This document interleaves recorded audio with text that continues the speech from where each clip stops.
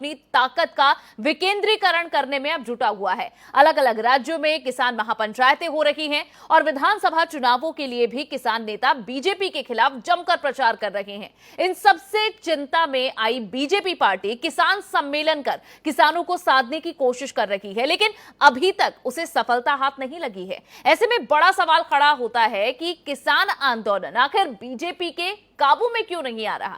क्या विपक्ष वाकई किसानों के साथ खड़ा होकर इस आंदोलन को मजबूती दे रहा है, जो बीजेपी की चिंता बढ़ा रहा है? करेंगे इसी विषय पर चर्चा, लेकिन उससे पहले ये रिपोर्ट देखिए।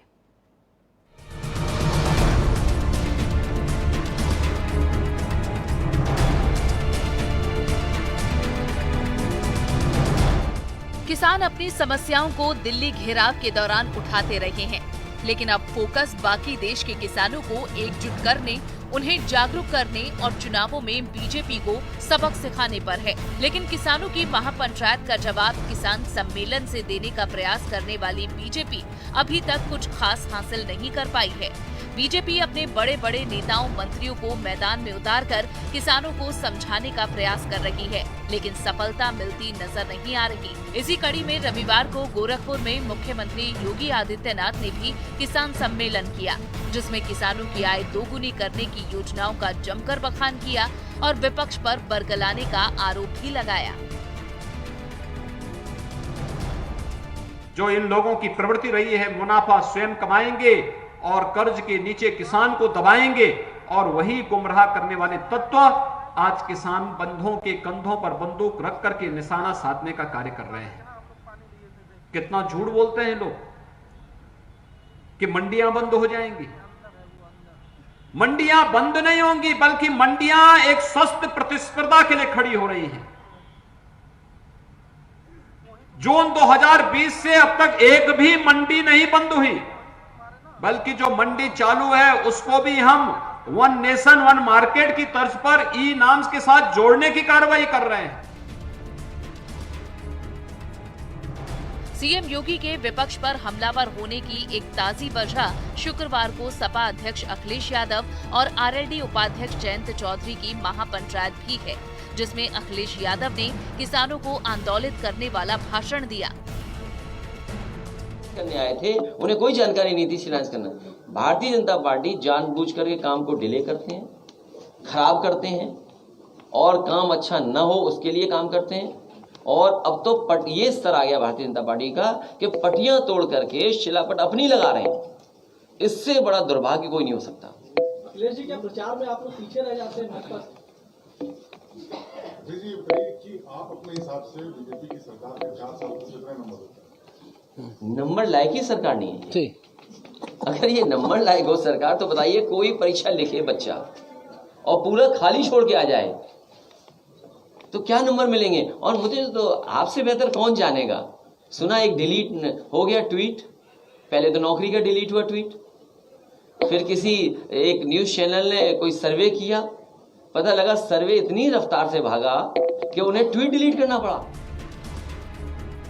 किसान अपनी लड़ाई लड़ रहे हैं और सत्ता और विपक्ष में बैठे लोग अपनी खींचतान में व्यस्त हैं। इन सब के बीच कुछ सवाल अभी भी जवाबों के इंतजार में हैं कि आखिर इस आंदोलन का अंत क्या है, किसकी होगी जीत, किसकी होगी हार, और विपक्ष को बीजेपी से राजनीतिक लड़ाई का जो बड़ा हथियार मिला है उसे वो कैसे इस्तेमाल कर पाएगी।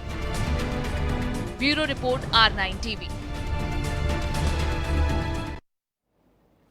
किसान नेता आंदोलन को मजबूत करने के लिए सुई से लेकर जान तक देने का आह्वान जनता से कर रहे हैं। सरकार पर दबाव बनाने के लिए हर मुमकिन कोशिश की जा रही है, लेकिन योगी सरकार किसानों के लिए किए गए काम तो गिनवा रही है जो किसानों को संतोषजनक नहीं लग रहे। अब ऐसे में आंदोलन के समाधान के रूप में बीजेपी की तैयारी कैसी है और महापंचायत से विपक्ष कितनी मजबूत हो रही है, इस पर चर्चा करेंगे। हमारे साथ कुछ मेहमान जुड़े हुए हैं, उनका परिचय जल्दी से आपसे करा देते हैं। हमारे साथ बीजेपी के प्रवक्ता हैं कमर अली जी, आपका स्वागत है। कपीश श्रीवास्तव समाजवादी पार्टी के प्रवक्ता हमारे साथ जुड़ेंगे। अरविंद जयतिलक जी हैं राजनीतिक विश्लेषक, और आरवी उपाध्याय जी हमारे साथ वरिष्ठ पत्रकार इस वक्त जुड़ चुके हैं। शुरुआत चर्चा की कमर अली जी आप ही से करेंगे। बीजेपी का मसला है, जहां उत्तर प्रदेश में तो महापंचायत हो या फिर और भी राज्य में, लेकिन उत्तर प्रदेश के लिए कहा जाता है कि केंद्र तक का, यानी कि पूरे देश की राजनीति का जो रास्ता है वो उत्तर प्रदेश से होकर गुजरता है। लेकिन यहां हो रही महापंचायतें बीजेपी के लिए कितनी बड़ी परेशानी का सबब बनी है? हालांकि ये तो पता चलता है जो व्यवहार देखने को मिल रहा है गांव में बीजेपी के नेताओं के प्रति, लेकिन आप कैसे देख रहे हैं महापंचायतों को बीजेपी के खिलाफ? माननीय योगी जी को 4 साल का जो सफल कार्यकाल रहा उसके लिए बधाई, और उनकी टीम को भी बधाई। अभी एक बयान चल रहा था, अभी आपने देखा होगा, श्री अखिलेश यादव जी जो कह रहे थे, कुछ लफ्ज मेरे पास आए हैं जिसको इन्होंने समाजवादी को हथियाया है, समाजवादी पार्टी को। शिवपाल जी, श्री शिवपाल यादव जी ने खड़ा किया था और श्री मुलायम सिंह जी इनके वालिद ने खड़ा किया था। अभी शिवपाल जी का बयान चल रहा था, वो कितनी तारीफ कर रहे थे योगी सरकार की। विधानसभा में भी तारीफ करी उन्होंने और बाहर भी तारीफ करते हैं, क्योंकि काम जब होता है तो लोग तारीफ करते हैं। इस बात की सराहना लगातार करते रहे हैं और लगातार लोग कर रहे हैं, आम जनता कर रही है, किसान भाई कर रहे हैं। आपने देखा सबसे पहले जब हमारी सरकार बनी तो 86 लाख किसान भाइयों को 1 लाख रुपए कर्जा हमने माफ किया पहली कैबिनेट में, और उसके बाद आपने देखा कि हमने गन्ने का मूल भुगतान भी बढ़ाया किसान भाइयों के लिए, चाहे किसान सम्मान निधि हो, हमने किसान सम्मान निधि भी दी। हम लगातार किसान भाइयों के लिए काम कर रहे हैं। आप उसका रिजल्ट ये है कि बुंदेलखंड जैसे इलाके में आपने देखा पानी कितनी किल्लत थी, जो कि हर घर नल की योजना भी हम लेके आए, आज पानी की बुंदेलखंड में समस्या लगभग खत्म होने पर है। तो इस काम की भी सराहना लोग देख रहे हैं और कर रहे हैं। जब बात होती है आवाम की, तो आवाम की जितने भी मुद्दे हैं, चाहे सुरक्षा का मामला हो, आप चाहे स्नैचिंग देख लीजिए, चाहे महिलाओं के खिलाफ उत्पीड़न हो, कमर जी, मेरा साफ सवाल मेरा किसानों से जुड़ा था। सवाल साफ है कि महापंचायतें क्या बीजेपी की दिक्कत बढ़ा रही हैं उत्तर प्रदेश में? साफ सा सवाल है, आप किसानों पर ही से फोकस रखिए। जी बेहतर है, मैं किसानों की ही बात कर रहा था, क्योंकि किसान, उनको सुरक्षा चाहिए होती, किसान भाइयों को भी, वालदाओं को, बहनों को भी। जब बात निकलती है तो बात आती जरूर है। किसान भाइयों के लिए जितना बड़ा हमारा योगदान है, हमारी सरकार जितना बड़ा काम कर रही है, 15 साल राज करके गए हैं और अपनी एक उपलब्धि किसान भाइयों के बारे में नहीं बता पाएंगे। किसान भाइयों करता है, जब हम 86 लाख किसान भाइयों कर्जा माफ करते तो उनको मेरी सराहना करना चाहिए। जब पराली के लिए 86 लाख करोड़ रुपया हम लेके आते हैं, 75-80% सब्सिडी हम उनको देने को तैयार रहते हैं, जो उपकरण खरीदने की बात होती है, तो वो भी तो किसान भाइयों के लिए उपलब्धि है। लगातार किसान भाइयों के लिए हम काम कर रहे हैं। क्या किसान सम्मान निधि किसी ने आप कह रहे हैं आप किसानों के लिए कार्य कर रहे हैं, लेकिन कमर जी फिर इस बात का जवाब दीजिए, जो महापंचायतों को उत्तर प्रदेश में एक रिस्पांस मिल रहा है, वो बीजेपी के किसान सम्मेलन को क्यों नहीं मिल रहा? फिर देखिए, बीजेपी किसान सम्मेलन बिल्कुल मिल रहा है, उनका जो अपना तरीका है, उनके पार्टी वर्कर अपने आ जाते हैं, कोई दिक्कत नहीं होती है, क्योंकि वो वर्गलाने का लोगों काम करते हैं पार्टी वर्कर उनके। लेकिन जो किसान आम भाई है, आप देखेंगे वो खेतों में काम कर रहे हैं और लगातार अपने खेतों पे ध्यान दे रहे हैं। कितने आंदोलन हुए, कितने आंदोलन आपने देखा, किसान भाई समझ गए, वापस घर चले गए। जैसे एक मुद्दा आया, आपने देखा होगा कि मंडियां खत्म कर दी जाएंगी, किसान भाइयों जमीन खींच ली जाए, मतलब छीन ली जाएगी, MSP खत्म कर दी जाएगी। तो क्या ये सब कुछ खत्म हुआ? आप हमें ये बताइए। चलिए ठीक है, तो आप साफ तौर पर विपक्ष पर जो आरोप लगा रहे हैं बरगलाने का, कि विपक्ष बरगला रहा है किसानों को, और इसी वजह से किसान भी भ्रमित हो रहे हैं कि मंडियां खत्म होगी, MSP नहीं मिलेगी। जोड़ लीजिएगा, एक चीज और जोड़ लीजिएगा इसमें, क्योंकि आपने देखा 2014 में जिस तरह से जीत के आए आम आवाम किसान भाइयों के मुद्दे पर, फिर उसके बाद आपने देखा कि 17 में भी यूपी हम जीत के आए, फिर 19 हमने जीता, और अन्य प्रदेश हम जीत रहे हैं, उसके बाद 22 भी हम जीत रहे हैं। चलिए वो तो भविष्य बताएगा कि फिर आखिर क्यों पंचायत चुनावों को डिले कराने की भी कोशिश की जा रही है। अगर इतना ही कॉन्फिडेंस पिछले चुनावों को जीतने पर है तो फिर ये भी सवाल है, मैं उस पर एक एक कराऊंगी। और कपीश जी, जो आरोप लग रहा है कि विपक्षी दल, खासतौर पर समाजवादी पार्टी, यहां किसानों को बरगलाने का, उन्हें बहकाने का, भ्रमित करने का प्रयास कर रही है, तो आप ऐसा क्यों कर रहे हैं? जब किसानों की आय को दोगुना कर रही है योगी आदित्यनाथ की सरकार, उन्होंने पूरा ब्यौरा दे दिया 4 सालों में कितना कुछ किसानों के लिए किया गया, और यहाँ बैठे कमर अली जी भी हमें बता रहे हैं, तो आखिर क्यों आप किसानों के संकट में अपना मौका ढूंढ रहे हैं?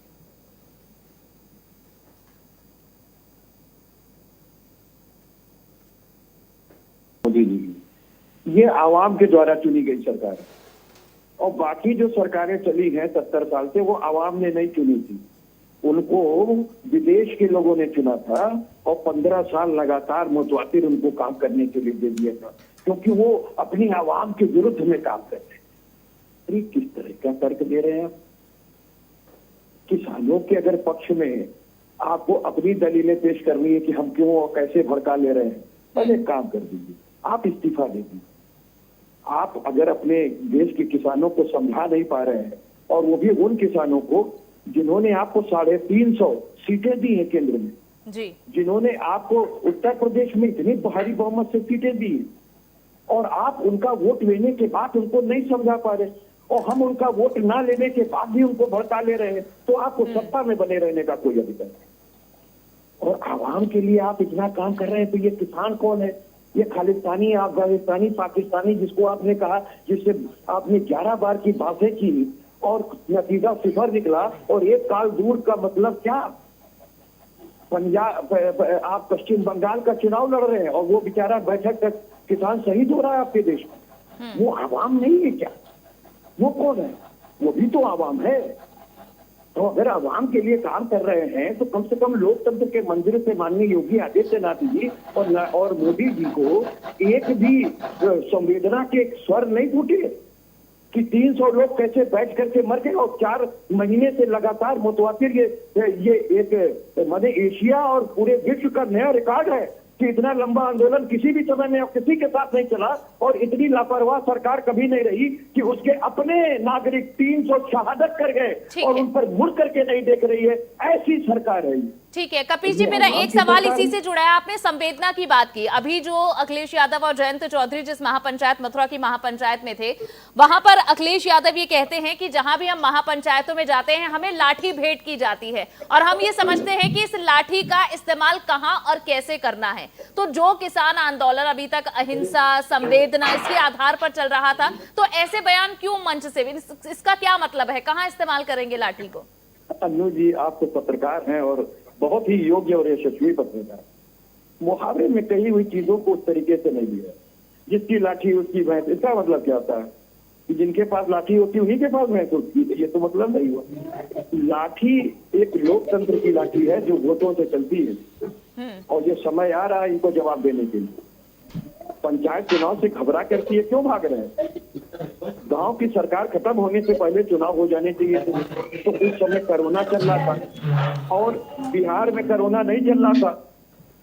दक्षिण भारत में जो ये चुनाव करा रहे थे, नगर निकाय के चुनाव इन्होंने हैदराबाद में कराए, वहां कोरोना नहीं चल रहा था, और अब कोरोना पश्चिम बंगाल में नहीं चल रहा है। और इस आंदोलन को तोड़ने के लिए पेंडेमिक को धीरे धीरे ये फिर मंत्र फेंक रही है कि पेंडेमिक का बहाना लेके किसानों का आंदोलन तोड़ेंगे ये। ठीक है। और अपने चुनाव ये कराते रहेंगे। आखिर क्यों भागे ये? क्यों उन्होंने 1995 का आधार वर्ष माना? जानबूझ के और क्यों डिले किया? ये अन्याय क्यों किया गांव के साथ? उत्तर प्रदेश के लोगों के साथ गद्दारी क्यों? इस देश के संविधान के प्रति गद्दारी क्यों? इस देश के किसानों के प्रति गद्दारी क्यों? इसका जवाब नहीं है। चलिए ठीक है, इसका भी जवाब ले लेंगे। मैं शुरुआत में सभी मेहमानों को एक बार जोड़ लेती हूँ। हमारे साथ राजनीतिक विश्लेषक अरविंद जयतिलक जी भी जुड़े हुए हैं। अरविंद जी, क्या वाकई ये जो किसान महापंचायतें हो रही हैं, किसान आंदोलन हो रहा है, ये बीजेपी के लिए सियासी मुश्किल बढ़ा रहा है, न सिर्फ उत्तर प्रदेश बाकी राज्यों में भी? और खासतौर पर अगर उत्तर प्रदेश की बात करें तो कैसी सियासी मुश्किल आप देख रहे हैं? अनु जी, देखिए, भारत एक लोकतांत्रिक देश है। चाहे वो किसान हो, मजदूर हो, छात्र हो या कर्मचारी हो, सबको जो है आंदोलन करने का अधिकार। अगर किसानों को लग रहा है कि जो तीनों कृषि कानून है उनके खिलाफ है तो उनका स्वागत है, उनको आंदोलन करना चाहिए। अब चूंकि 2022 का चुनाव निकट है तो राजनीतिक दलों को, विशेष रूप से जो विपक्षी दल है, और यह वाजिब भी है कि वो सरकार को जो है इस पर मसले पर घेरे और किसानों का साथ दे। लेकिन सवाल ये उठता है कि किसानों की मांग जो है जायज है, नाजायज है, यह एक अलग विमर्श का विषय है। लेकिन अगर सरकार जो है उनको साधने में, समझाने में विफल हो रही है तो कहीं ना कहीं जो है सरकार के लिए उसका एक नकारात्मक पक्ष है। हाँ, वही उसका जो दूसरा जो सकारात्मक पक्ष यह है कि जो है विपक्ष जो है इस मुद्दे को लेकर के आगे बढ़ने की कोशिश कर रहा है। अगर चाहे वो जयंत जी हो, अखिलेश जी हो या बाकी जो विपक्ष अगर एक मंच पर आते हैं तो उसका स्वाभाविक रूप से उसका एक राजनीतिक परिदृश्य बनता है जो 2022 में होने वाले विधानसभा चुनाव से जोड़ता है। देखिए, यहाँ देखना होगा कि जो सत्ताधारी पार्टी और विपक्ष है, मुख्य विपक्षी दल विशेष रूप से समाजवादी पार्टी, वोट शेयरिंग में करीब 13-14% का अंतर है, और इसकी भरपाई तभी होगी जब एक बड़े सेक्शन को जो है लामबंद करके सरकार के खिलाफ खड़ा किया जाए। उत्तर प्रदेश में किसान जो है लगभग जो है, आपने देखा भी कि किस तरह जब पहली बैठक सरकार की हुई थी 2017 में, तो किसानों को जो है अपने पक्ष में करने के लिए सरकार ने 1 लाख जो उनके जो फसली ऋण थे उनको माफ किया था। उसके बाद जो है इस वाले बजट में आप देखिए 2021 में जो अभी बजट पारित हुआ, उसमें भी किसानों के लिए सरकार ने काफी कुछ जो है रियायत दी, चाहे वो कृषक दुर्घटना का मसला हो, चाहे उनका आय दोगुना करने का हो। तो दोनों पक्षों द्वारा, चाहे वो सत्ता पक्ष हो विपक्ष हो, किसानों को लामबंद करने की कोशिश हो रही है। अगर कहीं विपक्ष किसानों को लामबंद करने में सफल रहा तो जैसा आप कह रही हैं, स्वाभाविक रूप से जो है सत्ताधारी पार्टी के लिए कठिनाई भरा होगा। लेकिन यह अभी से इस निष्कर्ष पर पहुंच जाना कि जो है पूरी तरह से किसान जो है सरकार के खिलाफ है, थोड़ा कहना जल्दबाजी होगा। लेकिन पूरी तरह से नहीं, लेकिन जो इस वक्त सियासी चुनौती दिख रही है बीजेपी के सामने, उससे ये भी तो कहा जा सकता है कि उत्तर प्रदेश का चुनाव एक ऐसा चुनाव है जिसके लिए 9 महीने, अब लगभग 9 महीने बचे हैं अगले चुनाव के लिए विधानसभा के। तो ये तैयारी बहुत कम है इस आधार पर जो इस वक्त बड़ा मसला उत्तर प्रदेश में बीजेपी के सामने खड़ा हुआ है। लेकिन एक और हमारे साथ इस वक्त आरवी उपाध्याय जी भी जुड़े हुए हैं। उपाध्याय जी, आप कैसे देखते हैं कि आखिर किस तरह से पंचायत चुनाव की बात हो या फिर बाकी विधानसभा चुनाव की बात हो, इसके लिए आप पार्टियों की सियासी तैयारी कैसी देख रहे हैं, कैसी चुनौतियां आप देख रहे हैं? देखिए, सियासी पार्टियां हैं और जब चुनाव आता है तो हर पार्टी की अपनी एक स्ट्रेटेजी होती है, उसके तहत काम करते हैं और तैयारी करते हैं। रहा देखिए किसान की बात रही, जब सारी पॉलिटिकल पार्टियां किसान के हित में है और किसान का हित किया है, फिर क्या कारण है कि किसान कल भी कर्जदार था, आज भी कर्जदार है, कल भी आत्महत्या कर रहा था और आज भी आत्महत्या कर रहा है। ये बात अलग है कि आप कहते हैं एमएसपी थी, एमएसपी है, एमएसपी रहेगी। न एमएसपी मिल रही थी और न मिल रही है और आगे मिलेगी या नहीं, ये भी कुछ कहा नहीं जा सकता। उदाहरण दूंगा, देखिए धान की कीमत है भी, एमएसपी आपका 1800 के लगभग है और मार्केट में चले 1900 रुपये कुंटल में धान बिक रहा है। तो कैसे कह सकते हैं कि भी एमएसपी थी, एमएसपी है और एमएसपी रहेगी और एमएसपी मिलेगी? तो ये प्रश्न चिन्ह उठता है। कोई भी सत्ताधारी दल है, देखिए उससे उम्मीद की जाती है कि जिसको हम सरकार में चुनते हैं, वोट करते हैं, वो सरकार जो हमारी समस्याएं हैं उनका निराकरण करेगी। और जब निराकरण नहीं होता, और मैं कहूँगा कि जब आप ये कह देते हैं कि निराकरण हो गया, तो फिर कहीं ना कहीं ऐसा लगता है कि भी आप जले पर नमक छिड़क रहे हैं। जी देखिए, किसान क्यों कर्जदार है, क्यों आत्महत्या कर रहा है, उसके मूल कारण में जाना होगा, उनको समाप्त करना होगा। राजनीति एक अलग विषय है, किसान के मुद्दे पर राजनीति नहीं, किसान को कहीं ना कहीं सहायता की जरूरत है और वो किसी ने न दी, न कोई दे रहा है और आगे देगा या नहीं देगा तो मजबूरन क्या करेगा, वो कहीं ना कहीं जो अपना अधिकार है धरना प्रदर्शन वो कर रहा है। सरकार ने बहुत हल्के में लिया, शुरू में भी गड्ढे खोदिए।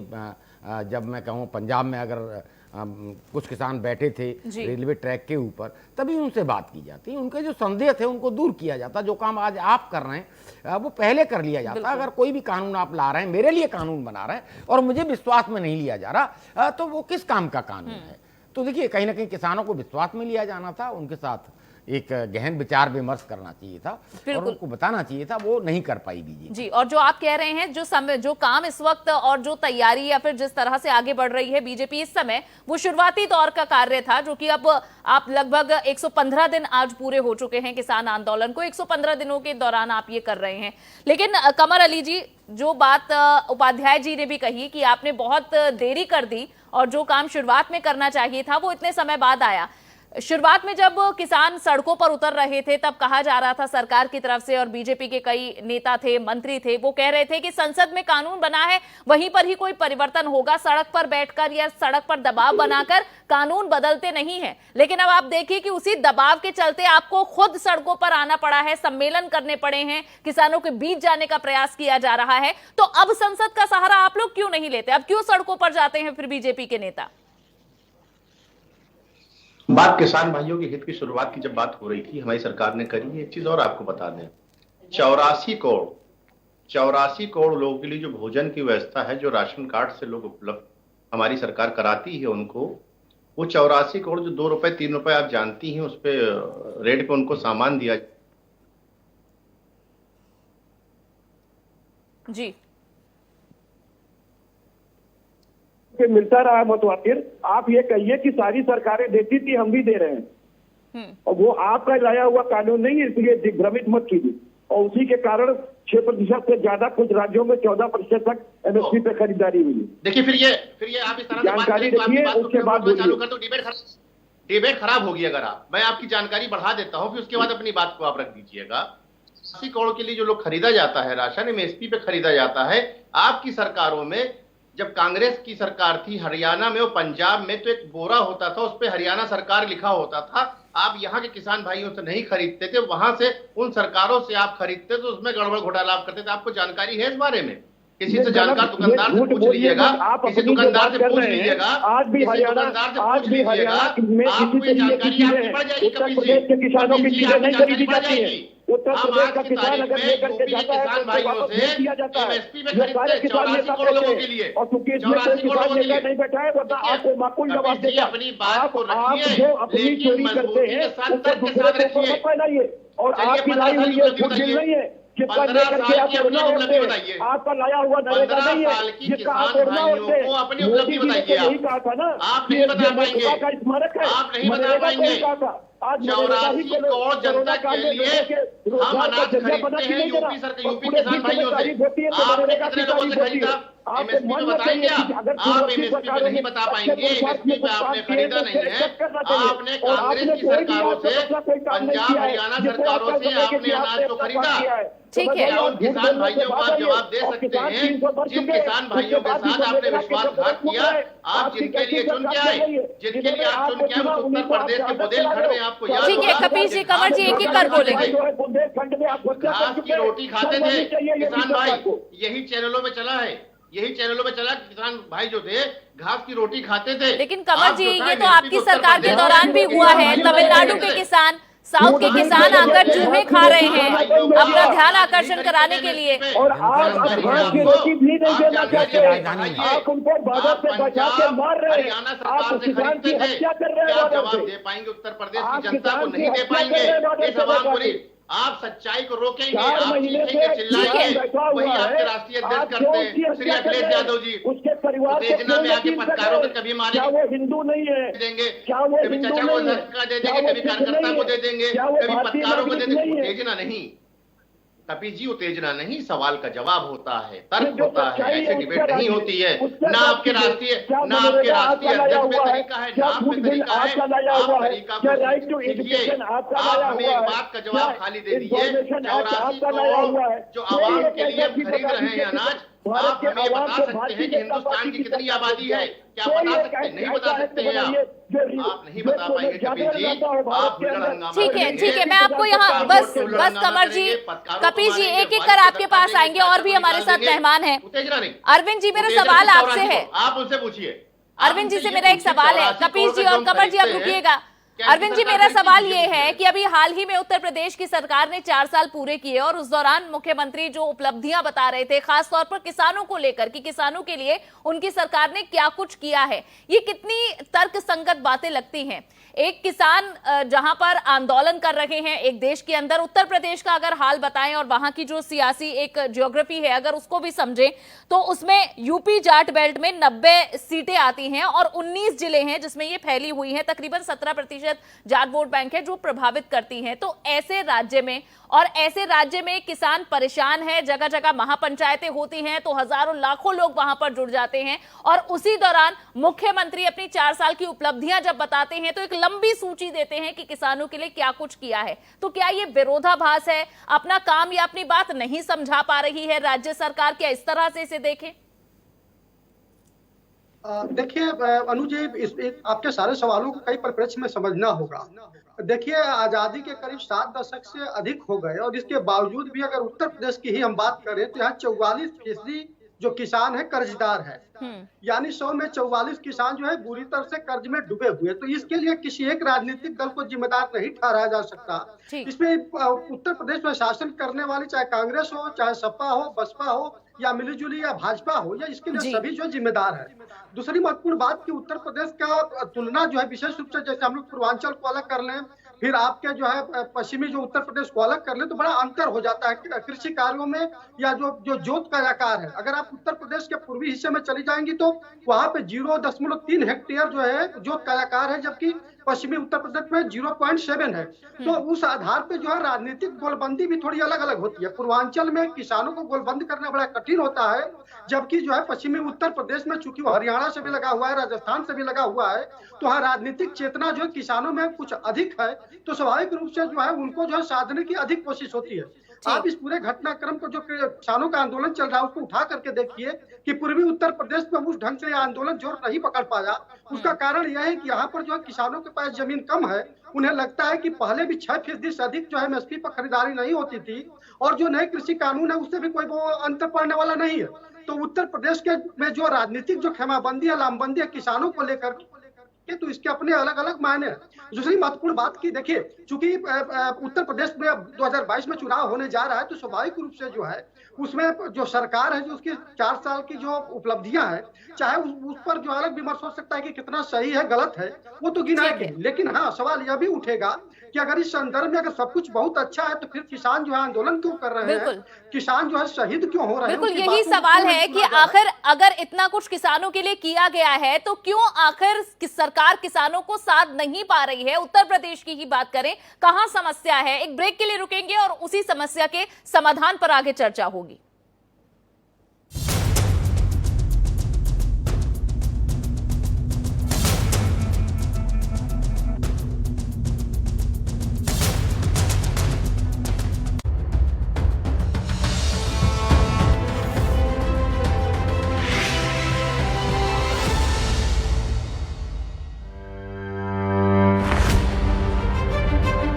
सबसे आगे, सबसे पहले रहना जिसकी पहचान, समान विकास और सबका विकास जैसा लक्ष्य महान, हर बाधा की जहां होती हर पल हार है,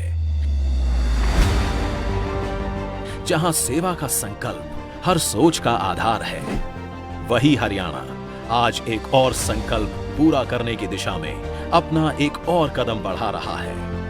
मुख्यमंत्री मनोहर लाल की दूरदर्शी सोच और मार्गदर्शन से विकास का ये कारवां निरंतर आगे बढ़ रहा है।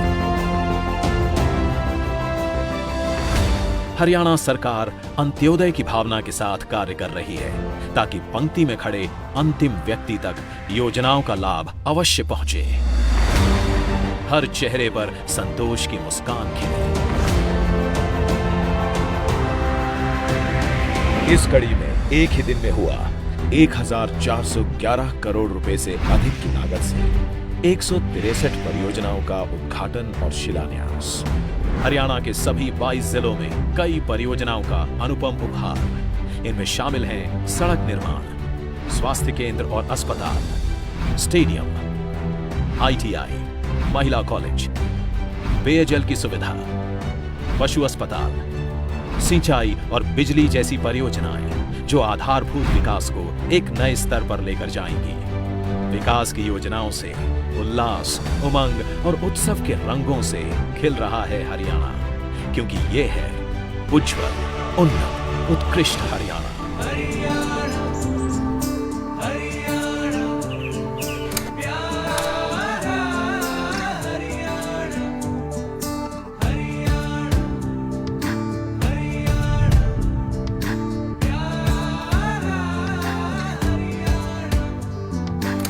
सुशासन से सपनों को साकार कर रहे हम, सुशासन से सपनों को साकार कर रहे हम, संकट में भी नहीं रुके हैं, संकट में भी नहीं रुके हैं, बढ़ते हुए कदम।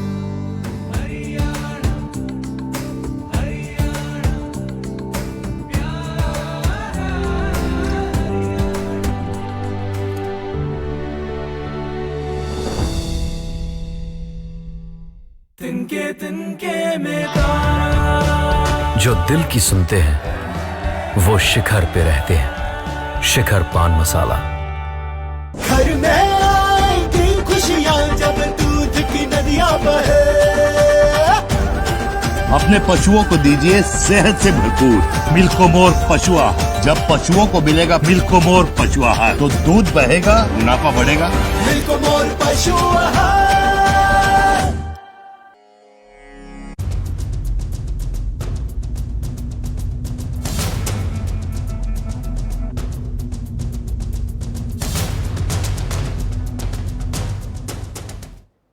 ब्रेक के बाद आप सभी का स्वागत है। आज चर्चा हो रही है कि आखिर किसानों की महापंचायत और साथ ही राजनीतिक पार्टियों का उसमें समर्थन ये ज्यादा हावी है या फिर सरकार उससे बचने के लिए जो किसान सम्मेलन कर रही है, दोनों में से किसका असर ज्यादा है। और जो एक बड़ा आरोप लगाया जा रहा है सत्ता पक्ष की तरफ से कि विपक्ष बरगलाने का काम कर रहा है, इसी से जुड़ा हुआ एक बड़ा सवाल है जिस पर जवाब ले लेंगे। हमारे साथ कुछ मेहमान जुड़े हुए हैं। उपाध्याय जी, सवाल मेरा आपसे है, जहां एक तरफ सत्ता पक्ष यानी कि बीजेपी ये बार बार कह रही है कि विपक्ष की तरफ से बरगलाया जा रहा है, अगर बरगलाया जा रहा है तो सवाल ये है कि विपक्ष इसमें ज्यादा मजबूत है बरगलाने में, और क्या सत्ता पक्ष यानी बीजेपी कमजोर है कि बरगलाने दे रही है, और क्या किसान इतने नासमझ हैं कि उन्हें कोई भी बहका दे, भ्रम में ले ले, बरगला ले? क्या ये इतना आसान है किसानों के साथ?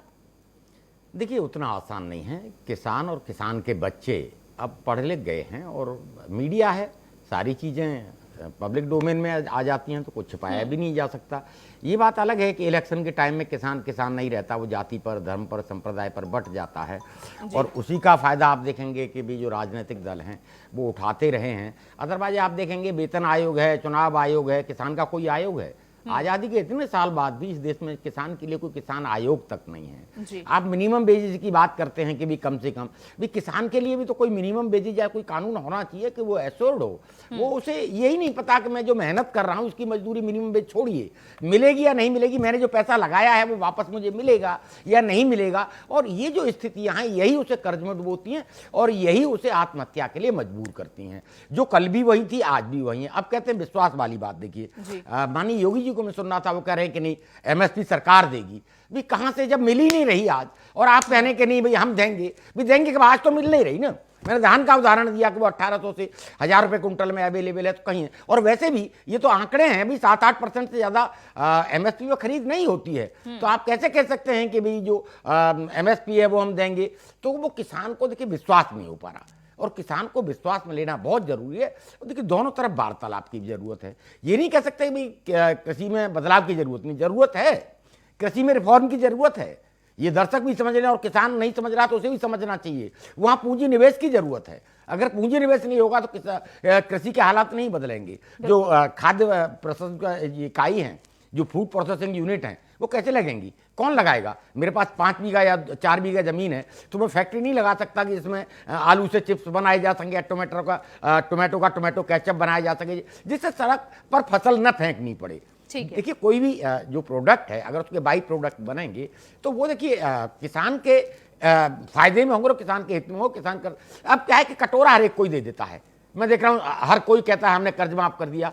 अरे भाई, जो मूल समस्या है उसकी कि जो वो पैदा करता है उसका सही उचित मूल्य दे दीजिए, तो उसे मजदूरी मिल जाएगी। को निर्भर बनाए रखना चाहते हैं उसे देखिए इस तरह से डायलिसिस पर न रखा जाए कि वो बिल्कुल हाथ में कटोरा दे देंगे, किसी की मर्जी आई को 2 पैसे डालेगा, किसी की मर्जी नहीं है तो वो नहीं डालेगा। तो फिर क्या करेगा? किसान कर्ज में डूबेगा, आत्महत्या करेगा। तो देखिए, उसका निदान यही है कि किसान को आत्मनिर्भर बनाइए, पूंजी निवेश। लेकिन इसी तरह से आत्मनिर्भर बनाने के ये 3 मजबूत कानून बीजेपी बता रही है, जिसे किसान नहीं समझना चाह रहे हैं, ये बीजेपी का कहना है। लेकिन कंवर जी, जो सवाल मैंने उपाध्याय जी से पूछा था और जो खुद सीएम योगी आदित्यनाथ ने भी कहा, और इससे पहले भी चाहे पीएम मोदी से लेकर तमाम बड़े नेता मंत्री ये कह चुके हैं कि विपक्ष बरगला रहा है। अब बताइए कि अगर विपक्ष भ्रम में आसानी से किसानों को ले पा रहा है और इतनी बड़ी आबादी को ले पा रहा है, तो ये किसका फेलियर है और किसका अचीवमेंट है? आप ये बताइए। ये कहकर तो आप खुद अपनी ही आलोचना स्वयं कर रहे हैं। ये बीजेपी उस पार्टी के रूप में जानी जाती है जो अपना संदेश बहुत आसानी से और बहुत बड़े रूप में दे सकती है जनता तक। तो फिर आखिर आप पीछे कैसे रह गए? आप तो यही कहते हैं कि कांग्रेस हो, तमाम पार्टियां हो, उनमें बोलने की क्षमता है, अपनी बात पहुंचाने की क्षमता नहीं, अच्छे संदेशवाहक उनके पास नहीं, तो आप तो उसके लिए जाने जाते हैं। देखिए, हमने सिंचाई की बात जहां तक की हो, पानी हम किसान भाइयों को फ्री दे रहे हैं। बिजली जो सिस्टम हमारे हैं गांव गांव में, जो हमारे सिस्टम है, वो सरकारी कर्मचारी लगे हुए खेतों में पानी भी पहुंचा रहे हैं। उसके लिए 1 रुपया कहीं से लिया नहीं जाता। ये हमारी सरकार की उपलब्धि है, हम आपको बता दें, क्योंकि हमारी सरकार किसानों लगातार काम कर रही है। हमने एक यूनिट लगा रखी है कि जो वक्त होगा सिंचाई का, उस पर हम पानी आपको देंगे। रोज 4 से 6 घंटे हम पानी देते हैं सिंचाई के लिए। सरकार हमारी उपलब्ध करा रही, कर्मचारी उसके लिए सिंचाई विभाग के लगे हुए हैं। एक तो ये हमने किसान भाइयों के लिए किया है। फिर उसके बाद जब आप ये कह रही हैं कि बरगला देते, 15 साल जिसने राज किया हो, 15 साल राज करने के बाद वो अपनी एक उपलब्धि नहीं बताते, चीखने चिल्लाने लगते हैं। तो चीखने चिल्लाने से क्या सच्चाई दब जाएगी? यही काम ये जाके मंचों पे चीखने चिल्लाने वाला करते हैं, बरगलाने काम करते हैं, अस्सी नेताने काम करते हैं। देखिए, आइए आप बात करिए। हम आपसे विधानसभा में बात करना चाहते हैं, आप हुल्लड़ हंगामा करते। विधान परिषद में हम बात करना चाहते हैं, आप हुल्लड़ हंगामा करते। कहां से किसान हित की आप बात करते हैं? आप कमी बताइए, उसमें सुधार की आवश्यकता हमेशा रहती है। हमने इतने काम किए हैं, 3-3 साल के गन्ना, अगर सिर्फ बहस और चिल्लाना होता है तो किसान क्यों मुफीद समझ रहे हैं विपक्ष की इस बात को? इस चिल्लाने को किसान क्यों मुफीद समझ रहे हैं? फिर किसानों को क्यों अच्छा लग रहा है विपक्ष का ये चिल्लाना? फिर आपको लग रहा है कि विपक्ष की कार्यशैली ही ऐसी है, बात को आप समझिएगा। लेकिन जो असली किसान है, जो खेतों में काम कर रहा है, जो हमारी योजनाओं का लाभ ले रहा है, वो भारतीय जनता पार्टी के साथ है, था और है और रहेगा। क्योंकि वो जानते हैं, अगर हमने काम किसान भाइयों के लिए ना काम किया होता है, 1 लाख रुपया कर्जा माफ ना किया तो 86 लाख किसान भाइयों का, क्या वो 2019 में हमें वोट करते? नहीं करते। ये हमारी उपलब्धि, विपक्ष को सीखना चाहिए इस बात के लिए। ठीक है, कपीश जी भी हमारे साथ हैं। जो बातें आपने कही कमर जी, कपीश जी भी सुन रहे हैं। कपीश जी, क्या वाकई समस्या है नहीं? अभी भी कमर जी और बाकी बीजेपी के नेता ये कह रहे हैं कि किसान पूरी तरह से नहीं है इन 3 कृषि कानूनों के खिलाफ। बहुत बड़ी संख्या में किसान इसके समर्थन में है। क्या अभी भी वो समर्थन दिख रहा है बीजेपी को? क्या आपको भी धरातल पर वो दिखता है? भाई, अच्छी बात है, आप मत देखिए। आप ये सोचिए कि किसान आपके साथ खड़ा है, आपके विरुद्ध में। खत्म हुई बात। क्यों समझाने जा रहे हैं? क्यों पंचायतें करने की जरूरत पड़ रही है और भगा दिए जा रहे हैं?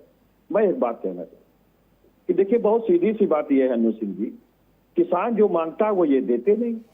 किसान ने इनसे कहा था क्या आप हमें सम्मान नहीं? आप 15 साल की उपलब्धि जरा पूछ ली किसान भाइयों के लिए। कपीश जी, मैं रोकता नहीं किसी को बात में, लेकिन उपलब्धि बता दीजिए। वो पूछ लेंगे, आप चिंता ना करें। आप सरकार नहीं, थोड़ा उपलब्धि आप बता दीजिए, आवाम भी जान जाएगी कि हरियाणा से आप गेहूं क्यों खरीदते, पंजाब से क्यों खरीदते थे, किसान भाइयों से क्यों नहीं खरीदते थे, उत्तर प्रदेश में? थोड़ा ये बता दीजिएगा कपीश जी, थोड़ा ये बता दीजिए आवाम को, जो आवाम देख रही है, ये बता दीजिए कि उत्तर प्रदेश के किसान भाइयों से आप अनाज खरीदते क्यों नहीं? ये जरा बता दीजिए। क्यों बोलते हैं?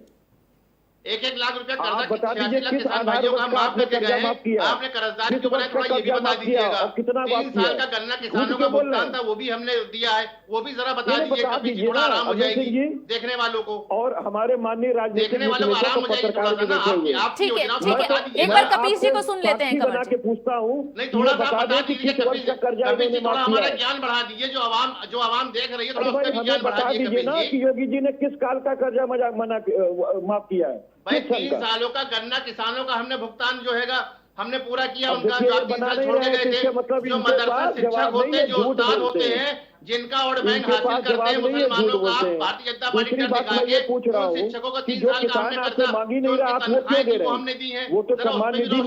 कपीश जी, बड़ी मेहरबानी है आपकी। हमारे बिजली के बिल को वहीं से ले चलिए जहाँ पे आपने छोड़ा था। बिजली का आपने किसान भाइयों को सिंचाई के लिए फ्री दे रहे हैं ना। वो कहता है कि आप डीजल जिस रेट में हमें पहले मिलता था, आप डीजल उस रेट में दीजिए। आप 100 रुपए लीटर डीजल दे रहे हैं उसको। वो कहता है कि हमको आप पुरानी रेट में यूरिया दीजिए और 50 किलो की बोरी दीजिए। आप 45 किलो की बोरी क्यों देते हैं? आप अपनी उपलब्धि बताइए।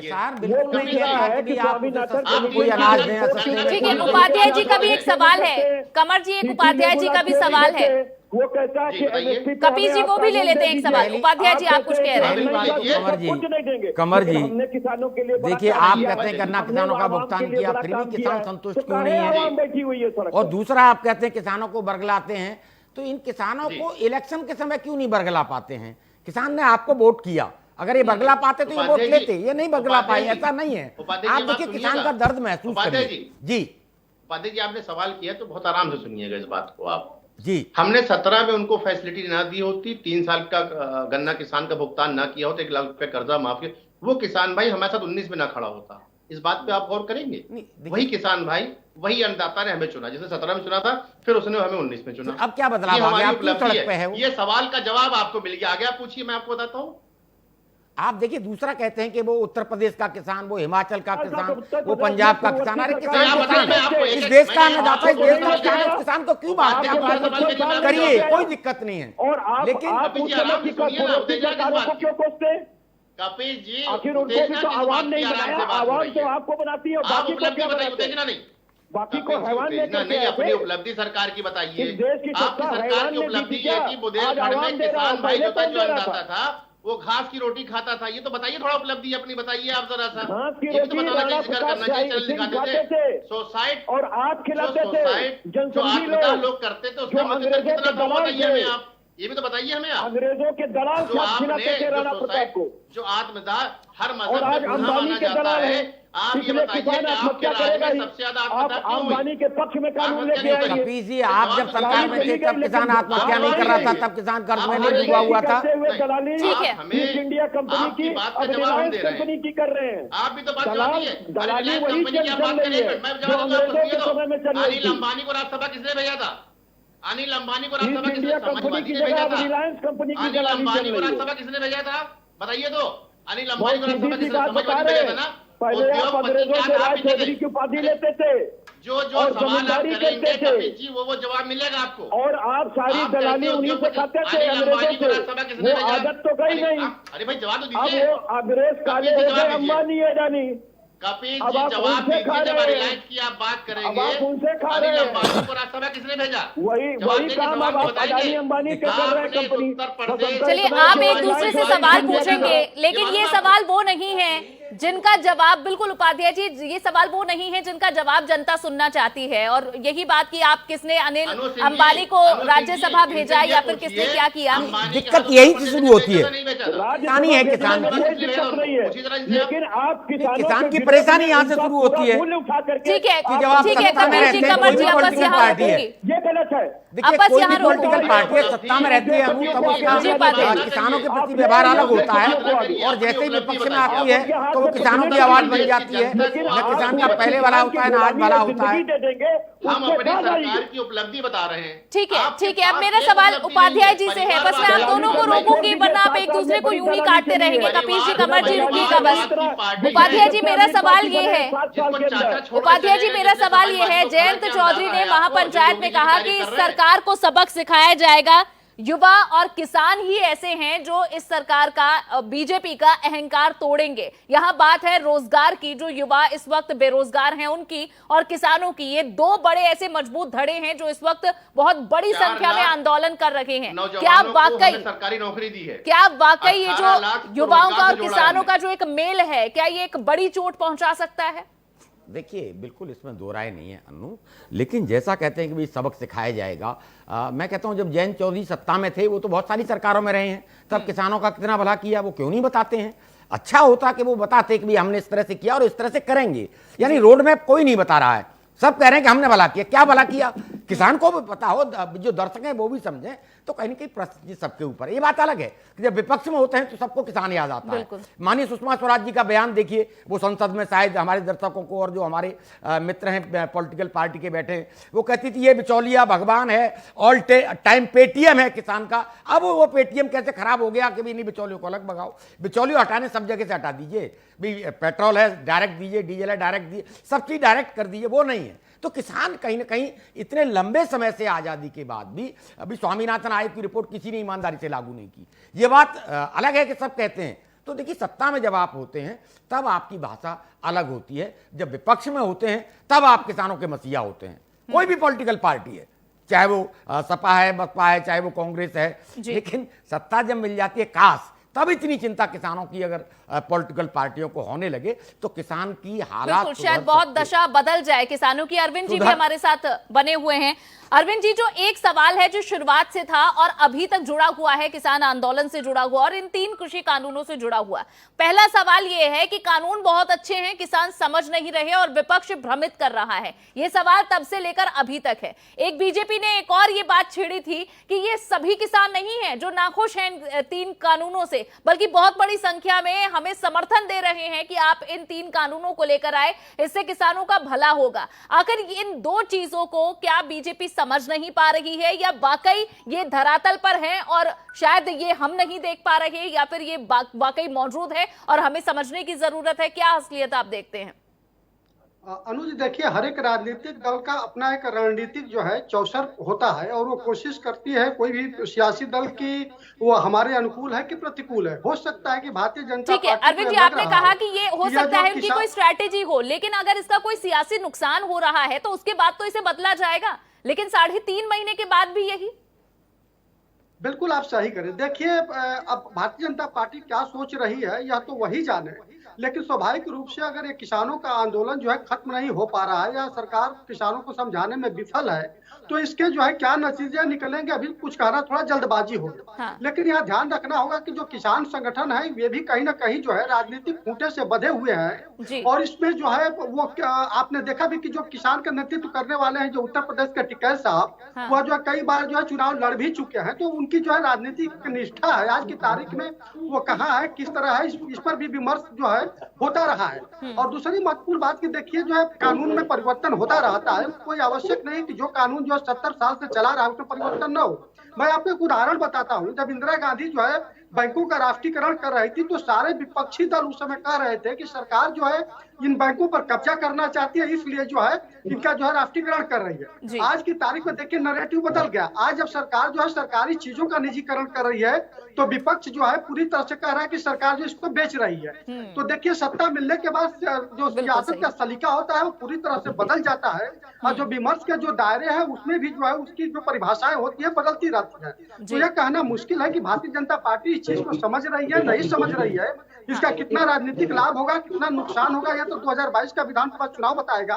लेकिन आज की तारीख में सबसे बड़ी जो समस्या किसानों की है, जो कि उपाध्याय जी भी कर रहे हैं, उस समस्या को दूर करना बहुत आवश्यक है और इसके लिए सभी राजनीतिक दलों द्वारा पहल की जानी चाहिए। अनुज बिल्कुल, आप बहुत अच्छी बात आपने अरविंद जी कही है, लेकिन यही समस्या है और इसका समाधान ये बहुत विडंबना है कि किसी के पास नहीं है, हमारे पास भी नहीं है। लेकिन कमर जी ये बताइए कि किसानों की किस तरह से हितैषी बीजेपी है और किस तरह राज्यों में काम किए जा रहे किसानों के लिए, ये आप लगातार बता रहे हैं, लेकिन इतने दिन हो गए, ये नवंबर में शुरू हुआ आंदोलन जो दिल्ली कूच किया गया था और उसके बाद अब ये मार्च चल रहा है, 12 दौर की सिर्फ बैठक हुई है और जनवरी के बाद वो भी नहीं हुई, बातचीत का कोई प्रस्ताव भी नहीं रखा गया। तो इस आंदोलन को लेकर क्या सोच रही है सरकार फिर?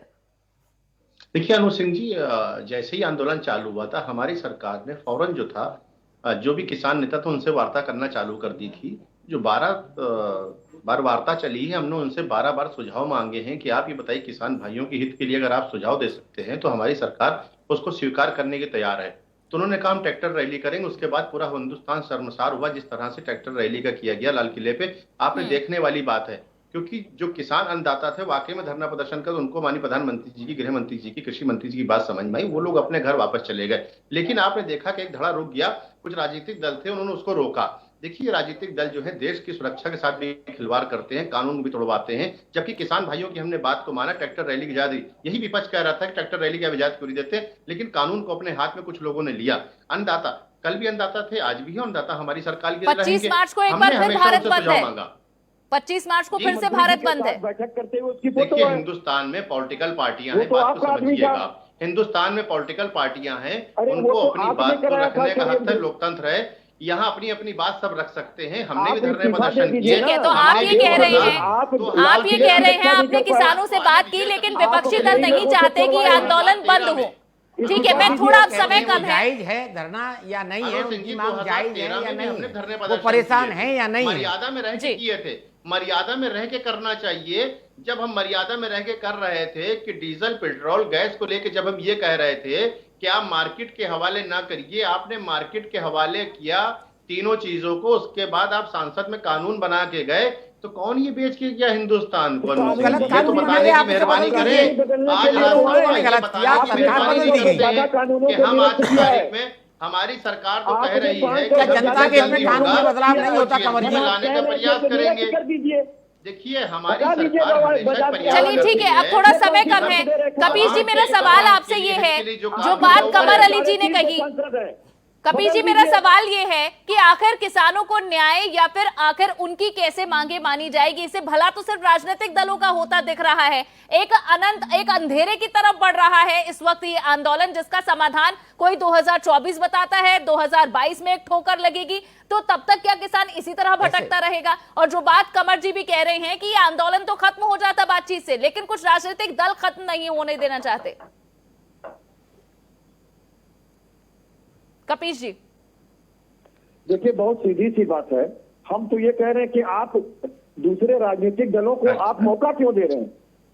आप जनवरी के बाद से लेके मार्च तक आज तक आप गए नहीं किसानों से मिलने के लिए, और 300 जरा इनसे ये पूछ लीजिएगा कि एक संवेदना के शब्द आप नहीं कह 2013 पाए। में 6 महीने तक किसान भाई आंदोलन करते रहे थे उस कांग्रेस सरकार में। जरा इनसे ये भी पूछ लीजिए क्या कोई मंत्री जी ऐसा बात करने के लिए? आप लेते जरा रहे ये भी ना, पूछिए, आपकी सरकारें भी उन्हीं के वोटों से जरा बनी ये हैं। पूछिए, आप उनका कहना मान 2013 लीजिए, में हम तो किसान क्यों भाई कर दे 6 रहे महीने के हैं? धरना मैं तो प्रदर्शन बार में बार बैठे इस हुए बात को थे। कहता हूँ क्या ये कि बताने भाई की हमें मेहरबानी अवसर मत करेंगे दीजिए। कि हम पॉलिटिकल लोग 2013 हैं, में अगर आप किसी यूपी के में साथ सरकार अत्याचार किसकी थी, कीजिएगा भारत तो हम सरकार उसके में साथ किसकी तो थी? खड़े जरा ये भी होंगे। तो बताने ये की थोड़ी हमारी मेहरबानी मजबूरी आप है, करें कि 6 पॉलिटिकल महीने मजबूरी है। किसान भाई बैठे ठीक थे। है। अगर हम नहीं जरा खड़े होंगे बताइए तो ना लगने कपिल से जी यही थोड़ा सा। पूछेंगी कि आप उत्तर आपने प्रदेश कुछ को थोड़ा ये भी समझौता बताइए। ठीक है, अब समय थोड़ा सा कम है कपिल जी और कमर जी, रुकिएगा, मैं उपाध्याय जी के पास जाना चाहूंगी।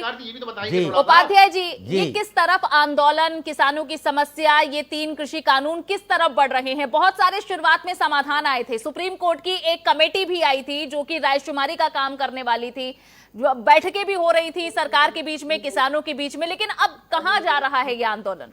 देखिए, कोई भी आंदोलन हो अनु, सबको समझना होगा कि ये देश संविधान से चलता है और संविधान बहुत सारे प्रावधान उसके अंदर हैं। और देखिए, किसी भी समस्या का निदान अगर निकलेगा तो बातचीत से ही निकलेगा। अब दिक्कत यहाँ पर ये है कि भी एक पक्ष अपने उस पर अड़े हो गया है, वो हट धर्मिता है, दूसरी तरफ सरकार अपनी तरफ अड़े गए। दोनों को एक एक कदम आगे बढ़ के बीच का रास्ता निकालना चाहिए। देखिए, आंदोलन किसी भी बहुत लंबा चलेगा तो जनता को भी दिक्कत होती है। मैं बता रहा हूँ, मैं जयपुर से आ रहा था, रास्ते में बंद है, लोग परेशान हैं, अभी 10-10 किलोमीटर चक्कर काट के आ रहे हैं। तो उसके लिए कहीं ना कहीं एक फिर भावना, जो एक सहानुभूति है किसान के प्रति, वो दूर होती है और लोगों में एक आक्रोश पैदा होता है कि भी ये सड़क रोक दी गई, इनका तो काम हो रहा है लेकिन मैं परेशान हूं। तो देखिए, जहां अधिकार है वहां कर्तव्य भी है। हमारा एक कर्तव्य बनता है कि हम दूसरे की परेशानी को भी ध्यान में रखें। ठीक है, लेकिन इसी जी जो बात आप कह रहे हैं, इसी को जोड़ते हुए जी उपाध्याय जी कुछ जरूरी सरकार का दायित्व है। देखिए, सरकार भी एक कदम आगे बढ़े। जिस तरह से भी राजा होता है अपनी प्रजा के लिए भी हर पल तत्पर रहता है, इशारों में बात, लोकतंत्र में ऐसी व्यवस्था होनी चाहिए। कोई अगर विरोध की आवाज या फिर कोई सवाल उठते हैं तो उसका जवाब देने की संवेदना भी आपके अंदर होनी चाहिए। लोकतंत्र की परिभाषा इसी तरह से देखते हैं। आखिरी सवाल आप ही से है मेरा, अरविंद जी, जहां ये कहा जा रहा था, बस छोटे से शब्दों में मैं आपसे जानना चाहूंगी कि आप वाकई से गेम प्लान बताया जा रहा है, जहां धरना स्थल पर हजारों की संख्या में लोग जुटे हुए थे, गाजीपुर हो, सिंघू बॉर्डर हो, लेकिन अब महापंचायतों के जरिए हट रहे हैं, अब बस कुछ 100 लोग बैठे हुए हैं धरना स्थलों पर। क्या ये कोई गेम प्लान था या वाकई 2022 में ही इस आंदोलन का हल अब निकलेगा?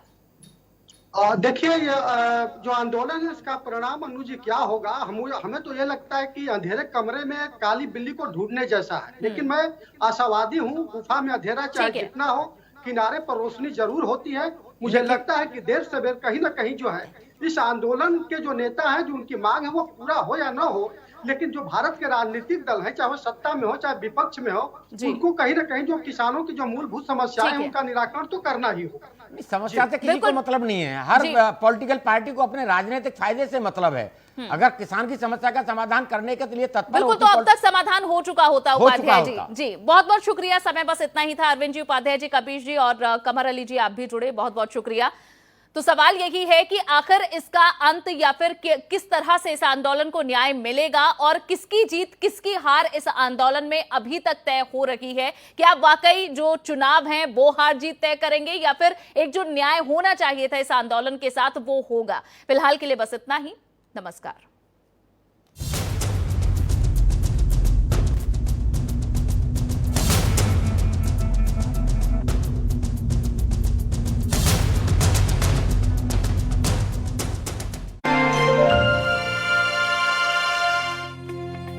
अपना खुद का आवास हर व्यक्ति का सपना होता है और पिछले 4 वर्षों में मुख्यमंत्री योगी आदित्यनाथ के नेतृत्व में उत्तर प्रदेश सरकार ने प्रदेशवासियों के खुद के आवास के सपने को पूरा किया है।